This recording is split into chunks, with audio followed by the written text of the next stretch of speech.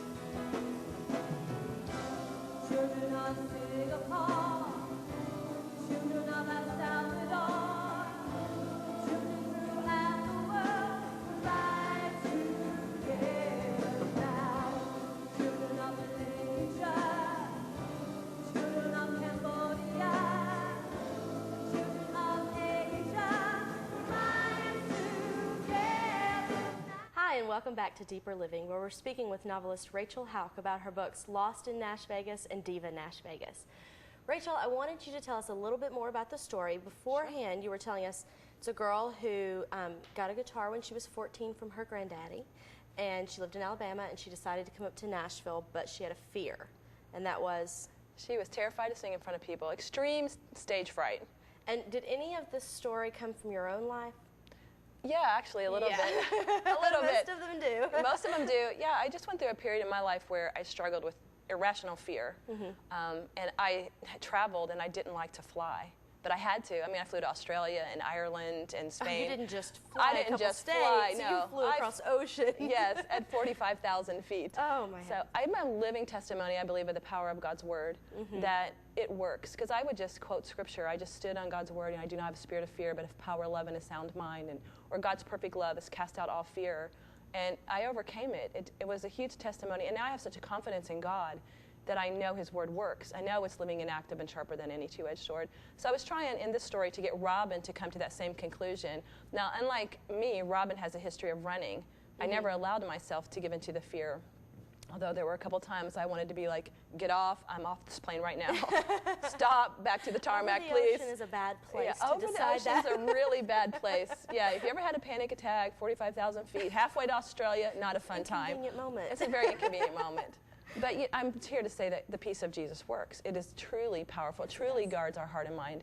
And so what I wanted to do was show this character Robin in Lost in Nash Vegas, overcoming her fear by knowing, first, that she had a destiny in God, second, that she had a call in God, and that Scripture could work for her too. So now, speaking of destiny in God, we've had a lot of authors on the show, and some of them tell us, I fell into becoming an author, I didn't set out to become an author, and some of them tell us, I knew from the moment somebody put a pencil in my hand I was going to be an author. What was it for you?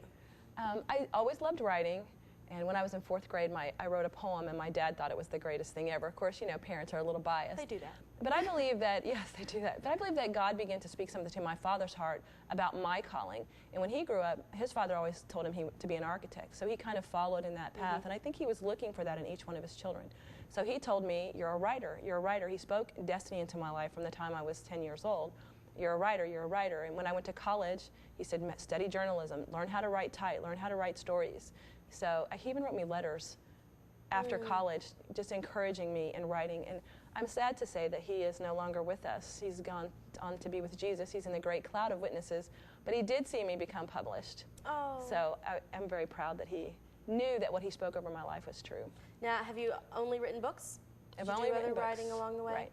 Well, you know, I did newspaper writing because it was required in journalism school. Now my favorite, I really hate kind of like, tell me the story. Are you sure? Did you lie? When, where? Right. I hate really kind of digging into people like that. So, but I am pretty nosy. So if I'm writing a fiction book, I'll ask a lot of questions. You do a lot of research. I do a lot of research. Now, we spent a lot of time on Lost in Nash Vegas. Tell a little about Diva Nash Vegas. Okay, Diva Nash Vegas. I actually love this story. I love this character. Aubrey James is her name. And I will say to any aspiring authors out there, if you're coming up with a name for your character, please Google the name first, because my original name was a porn star, so. Oh, no. So be careful. Not so great for Christian fiction. Not so great for Christian fiction, so I really become very careful with my names. But she's a daughter of gospel icons, kind of like Michael W. Smith or Keith Green back in the day. And so she grew up singing gospel music, but her parents were killed in a car accident when she was 16. And so in the shadow of their death, their former manager started taking her around to sing demos, try to get her back into music because she just was grieving, and she even spent time in foster care because her parents had no plan at all for them to leave their children behind. And so in the midst of that, at 18, she just rockets to fame as a country singer. And the book opens 11 years later with her having toured for 11 years. She's kind of a Faith Hill meets Amy Grant kind of character. She hasn't left her faith, but she, you know, in celebrity, you just kind of lose your way. So she's lost her way spiritually, she's lost her way morally. And so it's about how she suddenly realizes this isn't the life that I want, and she's betrayed by a friend. And so that kind of forces her to come out of herself. She's kind of a media mystery. She hides from the press. So most of the things written about her are just, you know, press releases from her record label or tabloid fodder. You know, is she with this guy? Is she with that guy? So she comes out, and as she tells her story, she comes back to the Lord. She finds her faith. So she kind of heals her past by realizing her future. Now, did you come back to Nashville to research? I did. I came back to Nashville to research that one because she's a superstar, so she's not going to be living in the same places as some starving artist. She's not a starving artist. She's not some poor girl with her guitar over her back, like, where do I live? Where do I get a job just so I can eat? So I went back and thought, where would she live? A lot of the country stars and Christian stars or singers live in Franklin County or different places. Well, I decided that she would live in Belmead. So that's where I went and looked around those parts of Nashville, and like, where would she go if she wanted to go to the spa? Where would she go if she wanted to eat? And so it was fun to kind of look at it from a superstar. Where would a superstar live? I remember when I first moved to Nashville, I was doing that kind of research of where does everybody live and where are the stars, because that's what I care about. Right, of course. And we found out that one of the churches that we went to when we lived in Nashville, we would come up to a stop sign, and right in front of the stop sign was a very small, exclusive community of huge homes on big lots, and we found out that that was where a lot of the stars lived, and it was on the way to church. Wow. And I thought, only in Nashville would you just drive by a star's home on your way to church. Absolutely. So did you go on the tour of homes or see where the stars lived or any of that stuff? No, I didn't do that because I didn't feel like that's what the character would do. But I did spend some time in downtown Nashville and look at some of the things down there, growing guitars, and visited the Ryman again, so it was fun. Now, you've also been a pretty important member in American Christian Fiction Writers. You've had a big hand in that organization, and I want to talk about that right after this break. Absolutely, I would love to. Okay, so stay with us. We'll be right back.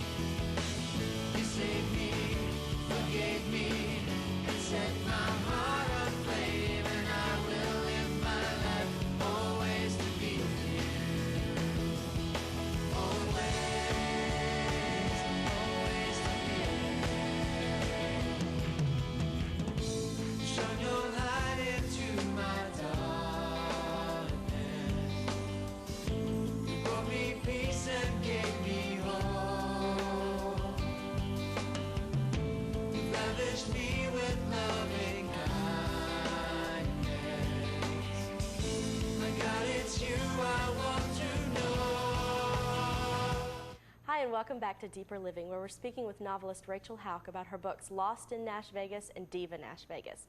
Now, I want to make sure that you understand these are not sequels. These two books are not sequels. However, Rachel does tell me that the character from Lost in Nash Vegas makes an appearance, right? Absolutely. Okay. Absolutely. The diva needs her to write some fresh songs, and Robin has just what she needs. Oh, so and you find out what out. happens to Robin, because you're not sure at the end if she gets the guy.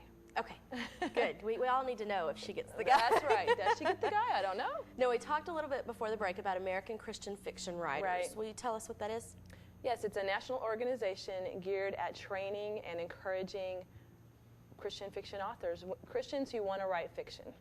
So it doesn't have to be Christian fiction per se. There don't have to be conversion scenes and just that kind of Christian fiction. You simply need to be a Christian who's writing stories. Right. We do ask that people, adhere to the Judeo-Christian belief that Jesus Christ is the Son of God and that He alone is the way to salvation. Right. Because we do want to kind of make sure that we all have a common ground we are American Christian fiction writers, so we do want to keep that theme the same. But it's about anything that you want to write. There's room for God to call us to write different things. We have some authors that are considering writing for secular publishers, but they still have a faith theme in their books. Right. All of us have faith themes in our books at different levels. So it's whatever God has put on your heart, and very much the elements of your own faith journey come out as you write a novel. Now, how does it has over 1,000 authors in it, right? We have 1,500, close to about 1,400 members right now, and probably several hundred are published authors. And do they come together, or is it all online? How does it work? Yes, well, we have a lot of ways to get together. We have a website where you can come, www.acfw.com. We have forums where you can chat and hang out and just get to know people. We have critique groups where you can join and say, I don't know anything about writing, but I want to try. You can join a critique group, and I promise they're nice and they're not going to kill you. They won't destroy your baby. So you can find out, like, what are your weaknesses and what are your strengths in writing. Some people have just no idea. They just start, and so they need to learn some techniques and some craft. We have an email loop, which is the most popular way to communicate. And there's probably 500 to 600 of the members who subscribe to the email loop. And if you don't, we have news blasts to give you information. So it's a great way to ask questions like, what's POV, point of view, or what's tension? How do I create tension? How do I write good dialogue? You can ask questions, or you maybe have a research question, like I might have emailed, where could I stay in Nashville? Or does anybody know anything about EMTs or paramedics? So there's a great way to learn how to connect with other people who are experts in their field. So there are, in ACFW, there are published and unpublished authors. The only requirement really for joining is that you be coming from a Christian worldview. Christian worldview, and that you be writing story of some sort, right? Right. Our focus is fiction because we just felt like there was a need to kind of encourage fiction authors. And it's a growing field. It's a huge field. Huge field, I say all the time, I was told at a convention last month that both Borders and Barnes & Noble are saying their fastest growing sections right now are the Christian fiction sections, because I think that we all love to be entertained. Every human being loves to be entertained. I know that I personally, as a human being, am just getting so tired of, to be entertained, I have to filter through a lot of stuff, and I just don't want to have to filter through. I know we turned on a television show the other day, and I went, "Oh my word, what's on TV?" I know, it's shocking. It really is. It's crazy. It's really crazy. I think the cool thing is, I know you want to say, we also have a national convention every year. It's the third weekend in September, and it is just a great place, one, to connect with other authors, connect with people you've been talking to on the forum or the email loop. We have the best editors and agents, top editors and agents in Christian fiction, gathering to meet with you, to talk with you about your work. So it's just huge. I would not be published today if it wasn't for American Christian fiction writers. And there's a banquet at the convention as well, right? There's an awards show? Yeah, we have awards for the best book of the year in several categories. This year they're adding service membership award. We have a mentor award. It's just really a great place to come and be encouraged. We have worship. And this is my favorite part. I have to confess to the audience. I have been to ACFW convention. I love ACFW convention, but my favorite part is there's a huge, huge author book signing. There's a huge author book signing. It's so much fun. Yeah, like 60 of your favorite authors in all of Christian fiction right in one place, and it's open to the public. So public, you just come and walk down all the tables. You just walk down all the tables. Yeah, last year we had Liz Curtis Higgs at was our keynote speaker, and she's there signing books. Liz Curtis Higgs, it's just awesome. We have Colleen Coble, and this year our keynote speaker is James Scott Bell. And So it's just really cool. Really great authors. And then you have publishing houses represented as well. Yeah, we have editors from the publishing houses. We have agents from their own agencies. Are they actually looking at proposals from authors? Absolutely. They're looking at proposals from authors. They're meeting people. They want to meet you. It's an amazing family feel. It's very warm. You know, it's scary a little bit too if you've never been before. No, there's a buddy system though. Absolutely. There's a mentor program. If you've never been before and you want to have someone kind of show you around, then you can sign up for a mentor program. And so you get to the convention and then someone will sort of take you under their wing and show you where all the classes are and who's who. Kind of make sure you have someone to sit with at dinner. Helpful. Very helpful. Yeah. Oh yeah. Awesome workshops. How do you get, the workshops, I want to touch on that for just a little bit because the workshops are where you can go to learn more about developing your characters, is that right? And where you go to learn about developing the craft, like how do you create great characters, how do you create a great story, what's plot. And if you decide to go to the convention, how do you register? Where do you go? I would just go to the website, www.acfw.com, and scout around. You'll find it. It's easy. Okay. Thank you so much for tuning in to Deeper Living. We'll be right back with Rachel Hauck, author of Lost in Nash Vegas and Diva Nash Vegas.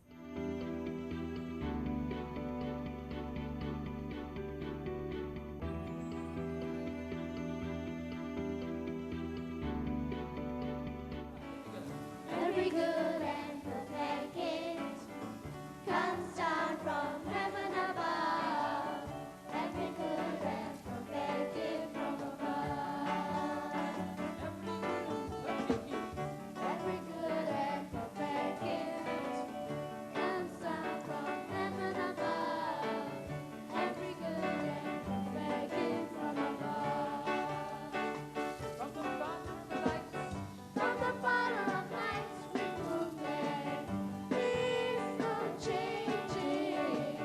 From the Father of lights, who's always the same.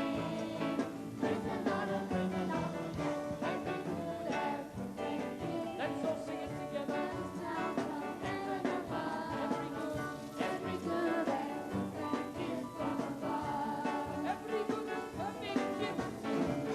Every good and perfect gift comes down from heaven above. Every good and perfect gift from above. From the Father of lights. From the Father of lights, recruited. He's no changing. From the Father of lights, who's always the same. Praise the Lord, oh, praise the Lord, oh, yeah. Up we go. Praise the Lord, oh, praise the Lord, oh, yeah. Every good and perfect gift comes down from heaven above. Every good and perfect gift from above. Every good and perfect gift comes. Every good and perfect gift. Hi and welcome back to Deeper Living. I'm your host Rebecca Seitz, and today we're speaking with novelist Rachel Hauck about her books Lost in Nash Vegas and Diva Nash Vegas. Before the break, Rachel, we were speaking a little bit about ACFW, American Christian Fiction Writers, and you shared with me during the break that it took you a year to get into the organization. Why so long? I think I was afraid to join in a way, or I thought it wasn't important. It was very small. I mean, I could have been, I was saying to you, I could have been member number 20. Right. But I'm member 100. So Diane Mills was a friend of mine. I met her at another conference, and she's one of the founders. She's a dear lady. She is a very dear lady. No, she's a good friend of yours, too. Yes, she is. And she would tell me, join this organization. And I just never got around to it. I was working full-time as a software project manager, and I was in ministry and doing different things, and I just didn't bother. So if I would say to other writers, if you hear about it, join, because it makes such a huge difference. I learned things so much faster, and I made connections much faster than I was out there kind of floundering on my own. And most writers feel like they're alone anyway. Well, because you're just sitting at your computer day after day writing. You have no idea if this is any good. Yes, you have no idea. You think you're brilliant until someone critiques it, right? Until somebody reads it. Yeah. We were talking a little on the break too about the life of a writer. Tell us a typical day in your world. Okay, in my world. I have no 2 days are alike, I'll say that. I'm not one of those really regimented people, although I thought I would be when I left my full-time job. I thought I'll just be like going to the office 8 to 5. We all have that plan. We're going to get up. We will be at the computer by 9 a.m. We will write until 5 p.m. And we will produce wonderful novels as a result. As a result, at the end, and I'll have all of my word count. I'll do 2,000 words, and they'll be the best words ever. They'll be great words. They'll be great words, right. I have this little adaptation I did to the Lord's Prayer. Give us this day our daily word count. Oh, I need that And deliver prayer. us from email. Email is my kryptonite. Me too. And I blog. I have several blogs, and so I better update this blog. I'm on Shout Life and MySpace, and so I better update this blog and that blog. And I do faithchick.com, my blog there. So I better check email and see what's going on. So by noon, 4 hours later, I'm writing. So no. So I try to write. If I'm on deadline, I'll do a 12-hour day easy. But you know, it's very much the deadline life. The closer you get to deadline, the more you panic, and the more you write, and the more you're in the chair. One day I sat in a chair for 15 hours. Literally, I got up to go to the restroom and get something to drink just to finish the book because I needed it done. So because the deadline was coming. The deadline was coming. I so resemble that remark. I know, don't you though? It's amazing how that deadline will keep you rooted in front of the computer and will. keep your characters talking in your head. Keep your characters talking. Yeah, like, what are you doing over there? Come back. Get back here. Get back here. into There's the no story. downtime. There's no story over there. That's right. That's right. Now tell us what's coming next. I know Diva and Lost are both out. They just came out. They came out this year. Right. Now, what's coming next? I have a book coming out next spring, March, called Sweet Caroline, and it's about a girl who inherits an old man's life. Isn't that exciting? It's set in the South Carolina Low Country in Beaufort, and she's kind of a girl who was abandoned by her mom, so she grew up with her dad and brothers, and she's kind of like the glue. Whatever you need, I'll work for somebody if they need me, even though that's not what I want to do. So she's working at this cafe because she's a friend. It was owned by a friend of her grandfather's, and he kind of is grooming her to take over, but she doesn't know it. And then he's left it to her in his will, but she doesn't know it.